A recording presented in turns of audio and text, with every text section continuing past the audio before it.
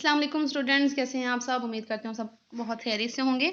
आज हम पढ़ने जा रहे हैं जी फोटोन के बारे में। द फोटोन, प्लांक्स ने जो है वो सजेस्ट किया कि जो एनर्जी होती है वो कंटिन्यूस नहीं होती, बल्कि क्या होती है, डिस्क्रीट पैकेट्स की फॉर्म में होती है। और उसको उन्होंने नाम दिया था क्वांटा का। लेकिन बाद में जाके उसी क्वांटा या उसी पैकेट्स ऑफ एनर्जी को नाम दिया गया photon, PHOTON, photon. Planck suggested that as matter is not continuous, जिस तरह से मैटर कंटिन्यूस नहीं होती बल्कि जो है वो पार्टिकल्स की फॉर्म में कंसिस्ट करती है, टीनी पार्टिकल्स की फॉर्म में। इसी तरह से जो रेडिएशंस होती हैं फ्रॉम एनर्जी सोर्स, ठीक है, वो भी डिस्क्रीट होती हैं, पैकेट्स की फॉर्म में होती हैं, वो कंटिन्यूस नहीं होती। He assume that granular nature of the radiations from hot bodies was due to some properties of the atoms producing it. Einstein extended his idea and postulated that packets or tiny bundles of energy are integral part of all electromagnetic radiations and that they could not be subdivided. उसने कहा कि जो radiations होती हैं वो packets की form में होती हैं और ये पैकेट जो है वो डिवाइडेबल नहीं है। हर पैकेट जो है वो मखसूस एनर्जी रखता है और मखसूस फ्रीक्वेंसी के डायरेक्टली वेरी करता है। These indivisible tiny bundles of energy are called photons. उसको उसने बाद में फोटोन्स का नाम दे दिया। और जो बीम ऑफ लाइट होती है ऑफ वेवलेंथ लैम्डा, उसका मतलब है consist of photons travelling at speed c and carries energies hf। अगर कहीं पे हमारे पास लाइट की बीम नज़र आ रही है या वहाँ पे मौजूद हो, तो इसका मतलब ये होगा कि वो पैकेट्स की एक लाइन है, ठीक है, और उसकी फ्रीक्वेंसी जो है वो एफ होगी और उसकी वेवलेंथ जो है वो लैम्डा होगी।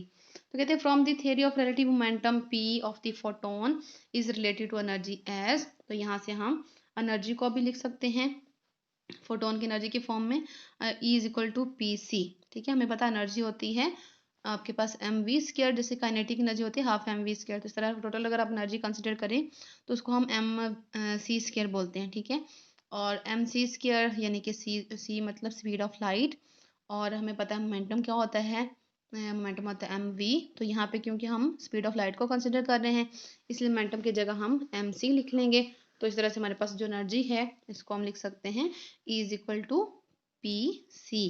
और अभी हमने थोड़ी देर पहले पढ़ा कि जो फोटोन की हमारे पास इक्वेशन थी is equal to H F, वहाँ से हम कह सकते हैं कि एनर्जी पी सी जो है वो बराबर है एच एफ के।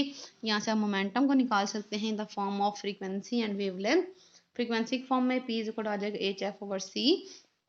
हमें पता है V is equal to F lambda होता है, तो वी की जगह आपने जो है वो सी लिख लेना है। तो C is equal to F lambda जब आप करेंगे तो एफ एफ से कैंसिल आउट हो जाएगा, तो आंसर बचेगा आपके पास एच ओवर लैम्डा। तो कहते हैं यहाँ से हमारे पास इस इक्वेशन से या फोटोन की जो हमारे पास एनर्जी है रिलेशन निकाला, वहाँ से हम कह सकते हैं रिलेट्स कर सकते हैं, टेबल हमने बना लिया that the quanta emitted in different regions of the electromagnetic spectrum with energy at the high end gamma radiations जो है एग्जिस्ट कर रही हैं। यहाँ पे देखिए आपको पूरा स्पेक्ट्रम दिखाया हुआ है, पूरा आपको फ्रीक्वेंसी और वेवलेंथ की रेंज दिखा दी। इस साइड पे देखिए आपको फ्रीक्वेंसी दी हुई हैं 10 से इंक्रीज करके 10 पर 23 तक जा रही हैं। और यहाँ से हमने वेवलेंथ देख ली, वेवलेंथ जो है 10 पर 7 से 10 पर -14 तक है। और आपको नज़र भी आ रहा है नीचे बिल्कुल लोअर एंड पे देखें जहाँ पे एनर्जी कम है, फ्रीक्वेंसी कम है और वेवलेंथ बहुत बड़ी है 10 पर 4, वहाँ पे रेडियो वेव्स एग्जिस्ट कर रही हैं। एनर्जी बढ़ती जाएगी और दरमियान में देखिए यहाँ पे विजिबल रीजन है आपके पास, और सबसे ऊपर वाले एंड पे हाई एनर्जी वाले जो रेज हैं वो गैमा रेज होती हैं। विजिबल रीजन आपको दिखा दिया कि कहाँ से कहाँ उसकी वेवलेंथ एग्जिस्ट करती हैं। विजिबल रीजन की वेवलेंथ एग्जिस्ट करती हैं 400 नैनोमीटर से 700 नैनोमीटर तक। तो यहाँ से हम हर वेव की वेवलेंथ भी देख सकते हैं और उनकी एनर्जी भी देख सकते हैं। तो कहते हैं जी गैमा रेज है, उनकी एनर्जी है तकरीबन 1 mega electron volt, is easily detected as quanta by a radiation detector and counter. जिसकी एनर्जी ज़्यादा होगी वो पैकेट बड़ा होगा और वो आसानी से डिटेक्ट हो जाएगा।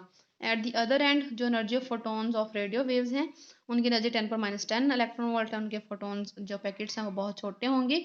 सो million of photons are needed to detect a signal and hence wave properties of radio waves predominate, क्योंकि वहाँ पे हमें लार्जर नंबर ऑफ पैकेट्स को इकट्ठा करना पड़ता है और इकट्ठा करके फिर हमें जो है वो एक कंसिडरेबल अमाउंट ऑफ एनर्जी मिलती है, इसलिए वहाँ पे वेव नेचर जो है उसका ज़्यादा डोमिनेट करता है, प्रीडोमिनेट करता है, और वो ऐसे लगते हैं जैसे कि वेव्स के तौर पे हैं।